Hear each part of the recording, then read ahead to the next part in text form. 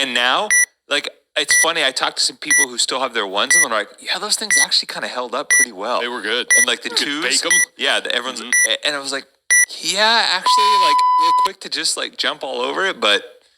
Everyone loved the twos. Actually, the twos were the best. I had a pair of I had black and neon green, like this color green, that were just my favorite. Man, oh yeah, because you could... And then the threes are the ones that they finally started putting the plastic on, right? They had the plastic cage, and then the fours, they minimized the plastic cage, but it was still on the toe. Fives were pretty solid. Fives had the Kevlar. You'll hear that in the interview, too. Sixes were great. That was sixes. Was the first year they had the gum sole with the black. Like that, I was like, that is nice. That was a snazzy. I love a good gum bottom. Yeah, look good. Yep. And then the sevens had the plastic cup on the heel, right? Which people didn't like, but there was aspects of it. And then the eights, is that the one that had the insole? The sock liner, which those were the most comfortable ones. Those were great. The nines. I'm trying to remember the nines. I base it all around what shoe they distributed to us at HQ as like the employee one. Like, because the eights were black with gum, and it was like a silvery sock liner. And the nines, honestly, I think were some of the most popular, and to this day still hold up. Those. Maybe I do. I can't. Yeah, they all. I know I have a pair, but I don't remember. And then the 10s were when they came up a little higher. Yeah, they changed the profile. They went a little more mid instead of a low. Yeah. I actually really liked them. I have a pair of 10s still in my rotation, just because I honestly, coming from a basketball shoe standpoint, I really like them. Yeah. So I remember that when you were telling me about them when they first came out, because I think you got them before I got my hands on them. Anyway, but.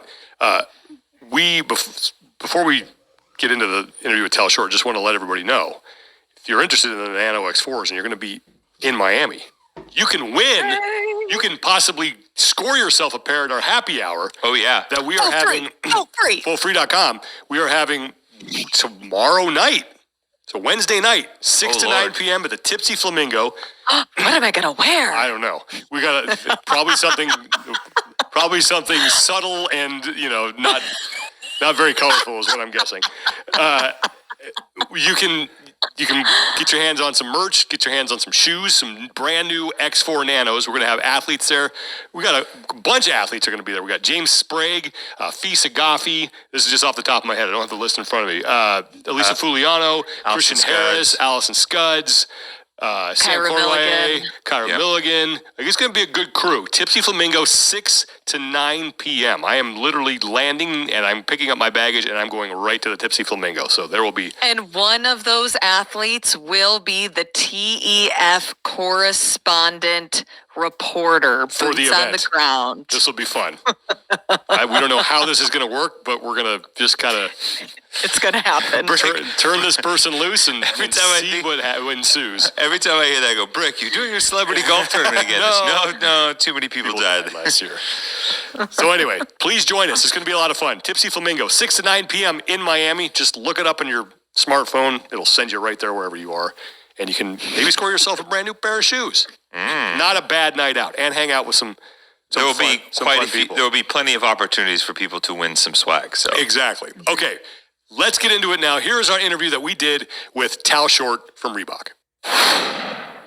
Let's welcome in our guest for today. He is the Director of Training Footwear for Reebok. He is Tal Short. Tal, how you doing today, man? Hey, guys. How are you? Glad to be here. Launching another Nano, so super excited. Number 14 for us. That is crazy, because Tommy and I were just talking a second ago that I still remember the ones, those bright yellow shoes that they were selling, and it's crazy now that we're on the 14th iteration.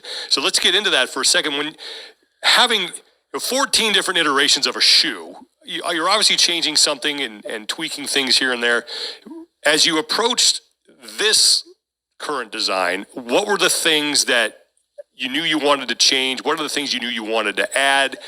And what went into that process? I have 3 questions there, but hopefully you can tackle them at a time. I think it's definitely not like what I think, right? We always just look at the consumer, right? What is the consumer looking for the next iteration? So a lot of times, we'll spend a lot of, before we start really briefing in the next one, we start looking at what's the feedback on the current one, right? Not just like looking at sell through, like, is it selling? That's okay. Yeah, of course, we're a business, we need to make money, but like, what are the consumers actually saying? So we read all the blogs, we read comments on Instagram, like no matter where someone leaves a comment, like we collect all that and we look for trends, right? Like what are they saying?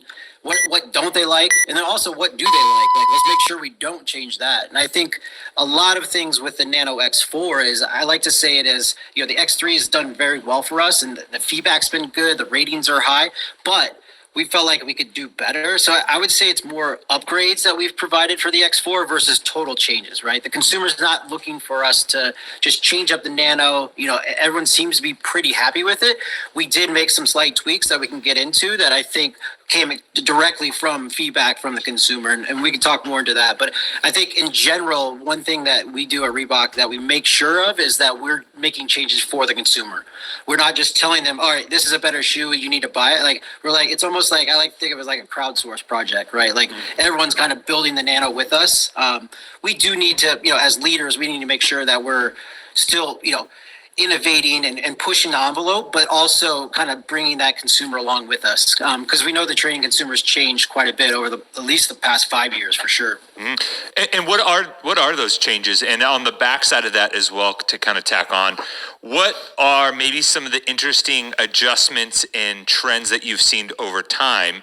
Because we were just talking before, I still have my Nano ones. They're in my closet, the yellow ones that you could bake to your foot.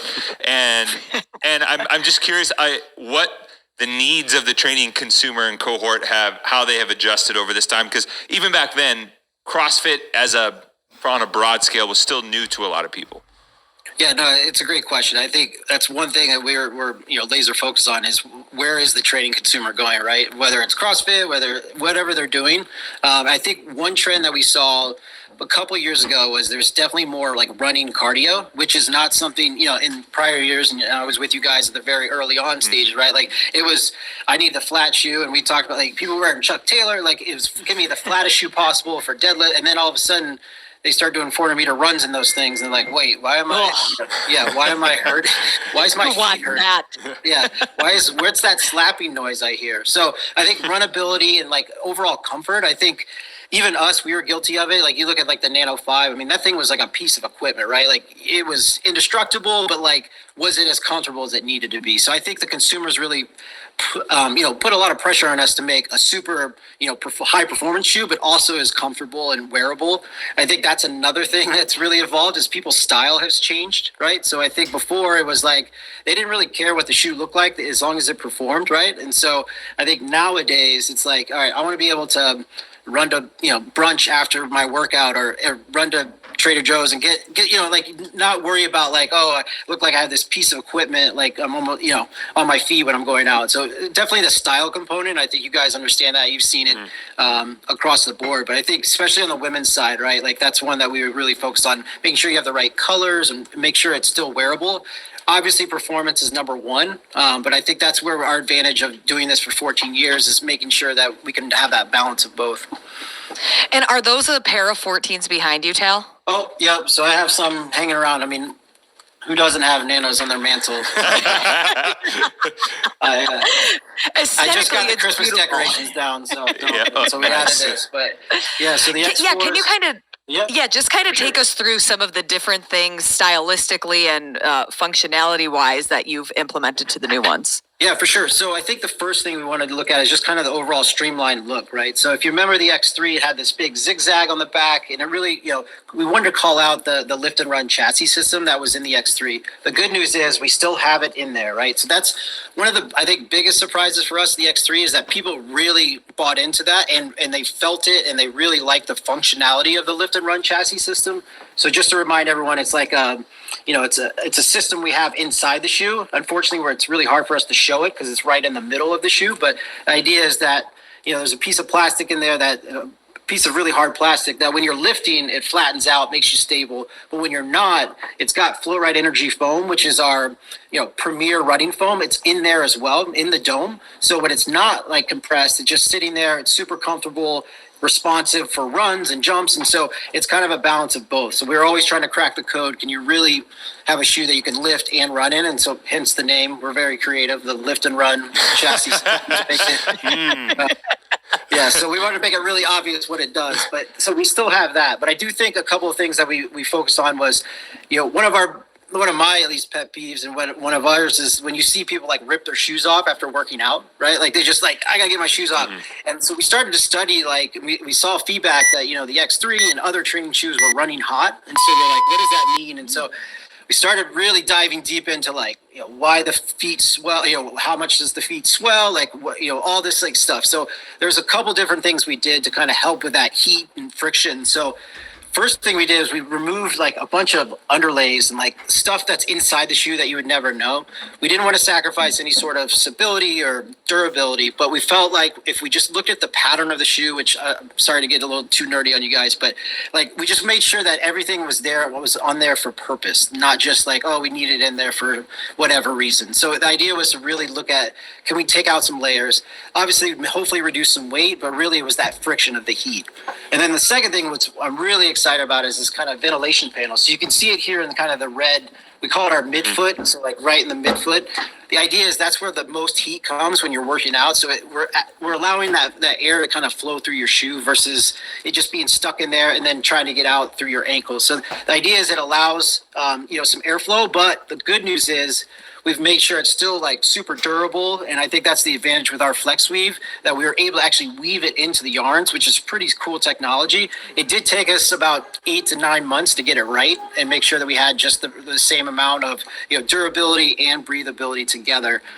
So yeah, we're really excited about those updates. And another thing is we've added in a gusset in the tongue. So we had some feedback like my tongue slides around. There's some people that have that issue. So I think when you put on the X4, you're going to notice a difference right away. You feel a little bit more locked in. I do think it has a little bit more room in the toe box, and not from a point that we made it wider. I think it just fits on the foot, and we were getting feedback that, yes, the Nano's always a little wide compared to like a running shoe, but there are those consumers, especially in the CrossFit space, that have much flatter feet, much wider feet than the general public. So we didn't change anything from a millimeters or change the actual width, but it was more about just how it fits and the material that we used and how we patterned it. So I think there's a nice balance of, you need that room, that splaying that you need for when you're deadlifting and squatting, but then also it still looks visually, because as we get new consumers, we talk about the training consumer, there's so many more people doing strength training out there that this is a step from wearing a running shoe to a training shoe. If you went to the Nano 1, right, it looks very unique and can be very polarizing to some people. So we want to make that transition where you can still have that performance of a wide toe box without the visual look of it, if that makes sense. We were talking before we came on here that Reebok has, I guess, stepped back from CrossFit, but not stepped away. Still very much involved in the ecosystem because you guys are the first shoe. Everybody knows you for the Nanos, but not the title sponsor anymore. Don't have the big presence that you used to. So what is your approach to engaging with the CrossFit community, even though you still don't have, I guess, the advertising presence that you once had, say 7-8 years ago? Yeah, no, it's a great question. I think, we were honored to be kind of the first title sponsor of CrossFit. Like, it was something that we took a lot of pride in. It was a great partnership. We love those guys. But I do think, now that we're not the title sponsor, it actually opens us up to do a little bit different strategy, right? So instead of just focused on, providing stuff for the CrossFit game, like we're able to get a little bit deeper into the community of it. And I think that's where you're going to see us more like this grassroots, getting back to like when we first started working with CrossFit and we really like embraced that community. And I think this has allowed us, we have the funds to do that, right? Like, so we're, it's obviously cost money to be a title sponsor, which is, it was worth it. It was awesome. It was great. But the idea is that now we can use those funds to really help the community and kind of reintroduce ourselves to kind of this CrossFit, because there's so many new CrossFitters out there that might not even know that Reebok was a title sponsor, which, is something, we can always remind them of. And we talk about it when we talk through Nanos, and, hopefully we can talk through the history of the Nano. But the idea is, that we want to, we want to make sure that we're still talking to the CrossFit community. They are the heartbeat of the Nano is that consumer. Like we don't want to ever lose sight of them. Even as we, look to go beyond the box, we will never leave the box. Like that is for sure. That's something that we are very dedicated to. They're always, the good news about CrossFitters is they're very vocal as well. And they will tell us, as we Yes, all they see are. on any sort of blogs, whether it's logo design, they are very, they give feedback. Very direct. Which is nice. Yeah. Very direct. That's a great, And before getting into the history of things, I want to get your take on the design elements, because it feels like right now, just in the general fashion, sports, athleisure world, we're starting to get a cycle of like the late 80s, early 90s starting to come back. Some of the classic, what is now vintage, which hurts us and feeling old. Those